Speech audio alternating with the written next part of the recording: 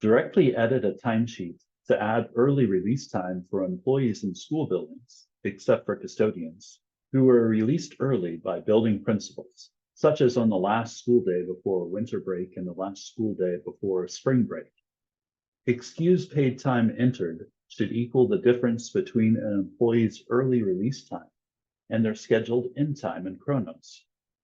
However, if this causes the total paid hours for the day to go over 8, the excused paid time must be reduced so the total paid hours for the day equals 8 hours.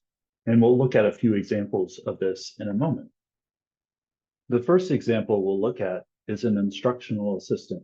The IA's work schedule in Chronos is 7:30 a.m. to 4 p.m. with a 30-minute lunch. On Thursday, April 17th, the principal released the employees at this school early at 2:30 p.m., including this instructional assistant. When the instructional assistant clocked out at 2:30 p.m., she had 6 hours and 30 minutes of worked time. So the amount of excused paid time that she's due is the difference between the time that she was released, 2:30 p.m., and her normal end time as noted in Chronos, which is 4 p.m. So that's 1.5 hours. To add that time, click the Add Time entry, type in 1.5, and then click the down arrow in the time off area in that row. Click Browse and select Excuse Paid. And then I click Save. And here she has 8 total hours for the day. A second example we'll look at is another instructional assistant that has the same schedule, 7:30 to 4 p.m. with a 30-minute lunch. In this example as well, the principal released all the employees at the school early on the day before spring break on April 17th at 2:30 p.m. However, the difference in the examples is that in this case, the employee started 15 minutes earlier than her scheduled start. So when she clocks out at 2:30 p.m., she has 6 hours and 45 minutes of worked time.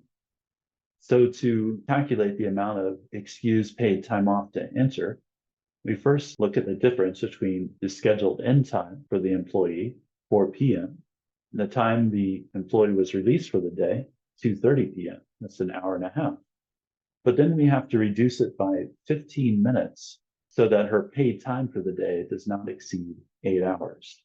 And that leaves us with 1.25 hours to enter. So to enter that, I click the plus arrow, there 1.25. Under time off, I click the down arrow, and I select Excuse Paid, and I click Save. And here I see that there are 8 total paid hours for the day. Also, directly edit a timesheet to add early dismissal time for employees at all district sites working on the business days before the following holidays: New Year's Day, 4th of July, and winter break. Excused paid time entered should equal the difference between an employee's early release time and their scheduled end time in Chronos, not to exceed 1 hour of excused paid time. However, if this causes the total paid hours for the day to go over 8, the excused paid time must be reduced so the total paid hours for the day equals 8 hours. And we'll look at a few examples of this in a moment. The first example we'll look at is the 1-hour dismissal on the day before Christmas break for an 8-hour-a-day employee at a district site working that day. So the example we'll look at here is for Monday, December 23rd. The employee has 7 hours of worked time for the day. To add the excuse paid for 1 hour for that day, click the plus symbol in the raw total area, enter 1, then click the down arrow in the time off column. Here I've previously selected excuse paid, so it's available as an option. So I simply click it here and then click Save. Otherwise, you would have to click Browse and then select it. The employee now has 8 hours in the calculated total for that day. The final example we'll look at is the 1-hour dismissal on the day before New Year's break for an 8-hour-a-day employee at a district site working that day. So here we're looking at Tuesday, December 31st. And in this example, the employee worked 7 hours and 45 minutes. To add the excuse paid, click the plus arrow underneath the time worked for that day. And here, instead of entering 1 hour, which would give the employee 8 hours and 45 minutes of work time for the day, enter 0.25. And only 0.25 hours of excuse paid is added in order for the employee's total paid time for the day to equal but not exceed 8 hours. In the time off area, click the down arrow, select excuse paid if it's available, or click browse, and then select excuse paid, and then click save. Kronos staff do not add excuse paid entries. Timekeepers or approvers must enter these time entries as appropriate.